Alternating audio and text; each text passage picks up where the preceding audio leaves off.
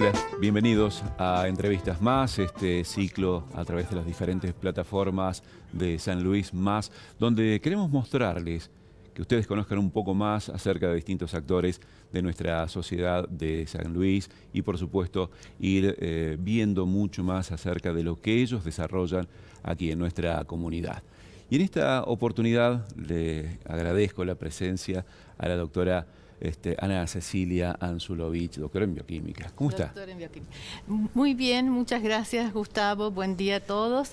Muy bien y encantada y agradecida por la invitación. No, los agradecidos somos nosotros, en este caso, de tenerte aquí y conocer un poco más. Primero, ¿cómo te autodefinís? Yo, si tengo que referirme a lo que es mi profesión, yo me defino como docente investigadora. En este momento soy profesora titular de Química Biológica en la Facultad de Química, Bioquímica y Farmacia de la Universidad Nacional de San Luis y también investigadora independiente del CONICET. Así que tengo esa doble actividad de hacer docencia y además investigación que se llevan muy bien y que siempre esperamos que el conocimiento que podemos ir generando con la investigación se vuelque a la docencia como primera instancia. Claro. Y bueno, más allá de eso, siempre con la expectativa que también llegue al resto de la sociedad. Sin duda, que seguramente es el objetivo del trabajo. Ese es uno de nuestros principales objetivos, sí. Bueno, así es. Y muchos se preguntarán cómo se llega, porque bueno, hay años de trayectoria, de trabajo, de investigación, ¿no? ¿Cómo se llega? Uy, bueno, yo me tendría que remontar tal vez a la niñez. Claro. Si nos vamos a referir sobre todo a lo que es la tarea de investigación, un investigador, primero que nada, tiene que ser curioso, hacerse preguntas, no tener miedo de hacerse preguntas. Y bueno, yo de niña se ve que era una niña bastante curiosa, motivada principalmente en mi casa siempre, mis padres sobre todo, y después nos inculcaron mucho lo de la lectura, siempre fueron padres muy lectores, nos leían distintos artículos, y eso te va despertando esa curiosidad por distintos temas. Claro. Luego, ya en la primaria, en quinto grado, más o menos, llega una tía a estudiar farmacia aquí a la universidad, ella era de Mendoza, y bueno, ella comentaba lo que estudiaba con mucho entusiasmo, traía sus libros, entonces bueno, yo entraba a curiosear esos libros. Claro. Y bueno, y eso va despertando toda una serie de preguntas que no hay que tener miedo, esto lo digo por las niñas que puedan tener vocaciones científicas, niñas y niños también, por supuesto, Claro. De hacerse preguntas. Y no hace mucho encuentro un cuaderno de quinto grado donde la maestra preguntaba cuáles eran nuestras expectativas para el futuro, como adultos, qué queríamos ser. Sí. Y me encontré que yo allí ya decía que quería ser doctor en bioquímica. Tan es así tan que pequeña, ¿sí? hasta me dibujé. Mira. Fue una sorpresa de grande porque en realidad había quedado ese cuaderno y buscando unas fotos, unos antecedentes, me encuentro con eso. ¿No te recordabas de eso? No me acordaba No, que a los mira. 10 años ya decía. Bueno, hasta me había dibujado y todo con un microscopio ahí a esa edad. Qué bien. Bueno. Y después lo mismo, se van ya pasando al secundario, tuve también profesores que nos motivaron, profesoras de química, la profesora de biología, y bueno, y ahí a mí me gustaban también las matemáticas, las ciencias naturales. Claro. Y cuando, también un poco con el consejo de ellas y la vocación que ya uno se viene despertando, bueno, opté por estudiar bioquímica, licenciatura en bioquímica. Claro. Cuando terminó la carrera, la doctora Sofía Jiménez, que era otra investigadora de la universidad que es referente en química biológica, en todos los estudios metabólicos, me invita a su proyecto para empezar el doctorado en bioquímica. O sea que ahí yo ya habría decidido de no dedicarme a la clínica, sino a la parte de investigación. Claro. Bueno, terminado el doctorado, tuve la posibilidad de ir a hacer un postdoctorado en los Institutos Nacionales de Salud en Estados Unidos, en un tema que también desde hace mediados del siglo pasado, pero es reciente en función de otras disciplinas de la ciencia, que es la cronobiología, que es el estudio del tiempo, cómo el tiempo atraviesa los distintos procesos biológicos, comportamentales, fisiológicos. Bien. Y bueno, y al regreso de ese postdoctorado, ahí logramos obtener un subsidio, un grant del Fogart International Center, que financiaba a los científicos que volvíamos a nuestro país a iniciar la carrera de investigador. Y con eso pudimos iniciar el laboratorio de cronobiología en el año 2006. Bueno, primero éramos poquitos, unos 4 o 5 los primeros, siempre a mi lado la doctora Silvia Delgado, que fue mi codirectora y continúa siendo la codirectora del laboratorio, la doctora Lorena Navigatore Fonso, que inició también su doctorado con nosotros, bueno, otros investigadores que se unieron, y bueno, y desde allí fuimos creciendo. Seguro. Y hoy, bueno, cuando estábamos por comenzar la entrevista me decía, no estoy acostumbrado a los estudios, quizá uno sí, obvio, pero ¿cómo es el trabajar en el laboratorio? Hablabas mucho y mencionaste algunos, pero es todo un equipo de Claro, trabajo, actualmente ¿no? somos un equipo de 17 personas, entre investigadores, becarios y alumnos de grado, inclusive estudiantes. El trabajo se divide en 5 líneas. Una línea que tiene que ver con el estudio de cómo estas variaciones en función del tiempo, de procesos biológicos a los que llamamos ritmos circadianos, porque estas variaciones tienen una duración de 24 horas, como para ejemplificar les puedo mencionar el ciclo sueño-vigilia. Cada 24 horas nosotros entramos en ese ciclo de sueño y vigilia y se repite, ¿no es cierto? Claro. Bueno, de la misma manera se repiten ritmos hormonales, por ejemplo, entonces aparece la hormona del cortisol que tiene un pico en la mañana, o la hormona melatonina que nos induce el sueño tiene un pico en la noche. Bueno, pero así como estos ejemplos, también existen moléculas y proteínas que tienen que ver, por ejemplo, con la memoria y el aprendizaje, que también varían en función de las horas del día, es decir, que vamos a tener momentos del día en que estamos mejor predispuestos para aprender o para memorizar que otros, y que esos ritmos se van perdiendo, por ejemplo, con el envejecimiento. Entonces, por eso es que en los adultos mayores empiezan a acarrear algún problema cognitivo o problemas de memoria, y son la base de enfermedades asociadas al envejecimiento como el Alzheimer. Claro. Ya vamos a ir a esto porque, bueno, sí, están investigando específicamente, pero cada persona siempre se dice que es particular, ¿no? Sí. Pero hay distintas formas de poder contrarrestarlo, no sé, ejercicios, tratamientos y demás. Existen protocolos de cronoterapia, algunos son abordajes no invasivos, por ejemplo, el control de la higiene del sueño, que es muy importante. Claro. Esto de que, bueno, es muy de nuestra época estar con las pantallas, los celulares encendidos hasta altas horas de la noche, eso es muy dañino para lo que conocemos como el sistema circadiano, este sistema interno, nuestro reloj interno que regula todos estos ritmos. Entonces produce desfasajes en los ritmos, nos trae el insomnio, nos trae... Bueno, eso es un abordaje. Por otro lado, en los adultos mayores es importante que ellos tomen horas de luz, de sol, al menos media horita, 1 horita en la mañana. Entonces, tratar de siempre nuestros hábitos regulados también en función de las horas del día. Las horas de luz, las horas de oscuridad, las horas de alimentación. También existe una rama que es la crononutrición, que nos indicaría qué alimento sería más provechoso ingerir en la mañana o al mediodía, o qué alimentos en la noche. Claro. Eso va de la mano de nuestro metabolismo, por ejemplo, que varía generalmente. Nosotros durante el día es un metabolismo que gasta energía, ¿no es cierto? Estamos en actividad, es lo que llamamos el catabolismo. Entonces necesitamos incorporar alimentos energéticos. Pero durante la noche vienen todas las reacciones biosintéticas del organismo. Entonces, en esa instancia es importante incorporar precursores para esa síntesis. Síntesis de membranas celulares, renovación de tejidos, renovación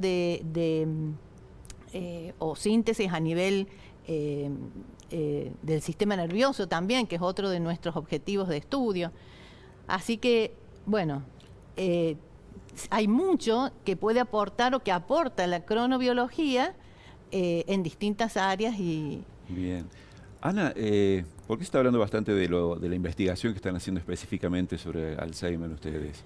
Bueno, porque nosotros comenzamos estudiando unas variaciones de unas proteínas que tienen que ver con la memoria y el aprendizaje, por un lado, y con las proteínas que tienen que ver en la eliminación del péptido beta-amiloide. El péptido beta-amiloide es una proteína que es responsable de algunas de las lesiones del Alzheimer.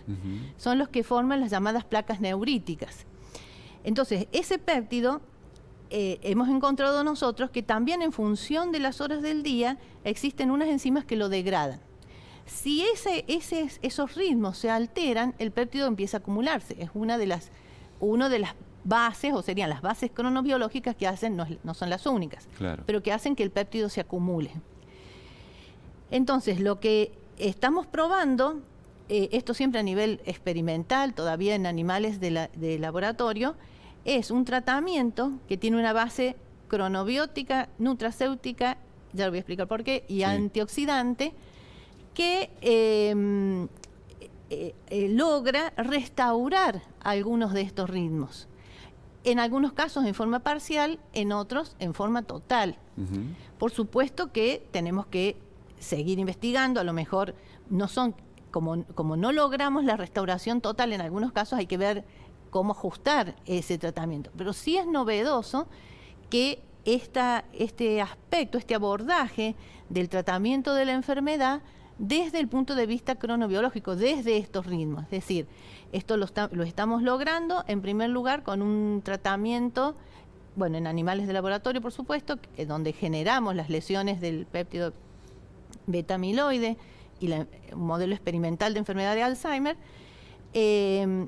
Cronobiótico porque regula los ritmos, nutracéutico porque uno de los componentes es la vitamina A, que también hace unos años nosotros logramos establecer un nuevo rol para la vitamina A como reguladora del reloj circadiano, de este reloj interno nuestro y de estos ritmos. Eso no se conocía.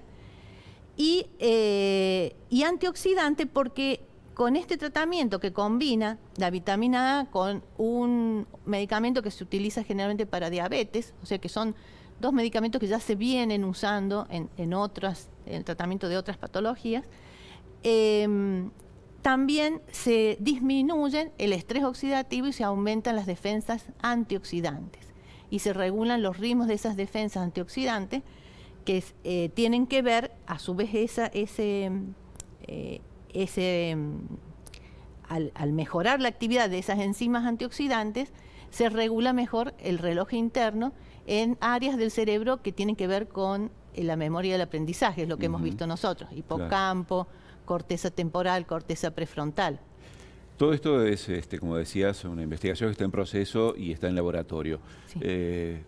¿Cuándo puede llegar, por ejemplo, a ser ya aplicado en general en la sociedad, ¿no? Que por ahí se puede preguntar a la gente. Estamos en una etapa que necesitamos el entrar en contacto ahora con los organismos públicos de salud pública, claro, para hacer algún trabajo conjunto con pacientes. Claro. No es inmediata la aplicación, hay que ajustar cosas sobre todo de este tratamiento, pero sí comenzar, porque tenemos otra línea que tiene que ver cómo la obesidad, en 30 años antes o 20, 30 años antes que aparezca la enfermedad de Alzheimer, en personas que sufren de obesidad en adultos, empiezan a aparecer unos marcadores, unas proteínas que dicen, bueno, esta persona es posible que desarrolle el Alzheimer. Entonces hay que determinar un perfil de biomarcadores, que también ya lo estamos haciendo en animales y que eso nos gustaría también poder hacerlo en pacientes. Claro. Es más factible todavía que aplicar aún el tratamiento, pero sí determinar ese perfil de biomarcadores que alertan sobre la aparición del Alzheimer y poder recurrir a protocolos de la medicina preventiva. Claro. Ese perfil de biomarcadores también ya lo tenemos encauzado en unos trabajos de la tesis doctoral del licenciado Alfonso, que es un nutricionista que está haciendo su doctorado con nosotros. Pero ahora hay que llevarlo a los pacientes, al humano. Teníamos inicialmente, hace unos años, un contrato, ya habíamos entrado en tratativas con el Hospital de Juana Coslay, pero bueno, aquí que también nos llegó la pandemia y el hospital fue derivado, bueno, como todos sabemos, de conocimiento público al tratamiento o al diagnóstico de COVID. Entonces se cortó ese contacto. Tenemos que reiniciar entonces contacto con organismos públicos para ver de encauzar estas, o sea, hacer este paso de lo experimental a la clínica o a la investigación clínica que decimos nosotros, que ya con pacientes.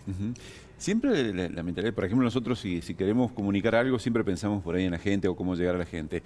¿El objetivo es ese también de ustedes? ¿O? Es fundamental. Es decir, yo creo que la ciencia nos sirve para hacer preguntas y respondernos preguntas, pero esas preguntas que nos respondemos con la ciencia tienen que llegar a la sociedad. Tienen que ser o responder, dar respuesta a problemas de la sociedad, ya sean en el ámbito de la salud, como podría llegar a ser nuestro caso, en el ámbito ambiental, en el ámbito industrial. Es decir, para eso es la ciencia. Y yo creo que si logramos que se pueda financiar la buena ciencia, la ciencia que da respuestas, y bueno, ese es el objetivo principal de nuestro trabajo, que no quede en un laboratorio, que no quede, sino que pase de los límites de las instituciones, de los institutos de investigación, que llegue a la gente. Por eso yo agradezco muchísimo estos espacios y la posibilidad de contar lo que hacemos, porque también creo que es un dar respuesta y a ese compromiso que tenemos con las organizaciones que nos financian, porque también esto es cierto. Hemos recibido fondos de instituciones como el FONCIT, CONICET, la misma Universidad Nacional de San Luis, e inclusive de otras instituciones como, por ejemplo, la Fundación Florencio Fiorini. En ese caso, nos han dado hasta 4 veces un subsidio que duran por un año, y eso lo otorga también la Academia Nacional de Medicina, es la que da el visto bueno para que la Fundación Florencio Fiorini nos financie, por eso los quería reconocer y agradecer. Y bueno, entonces uno tiene que dar respuesta de eso, es decir, ese es nuestro compromiso.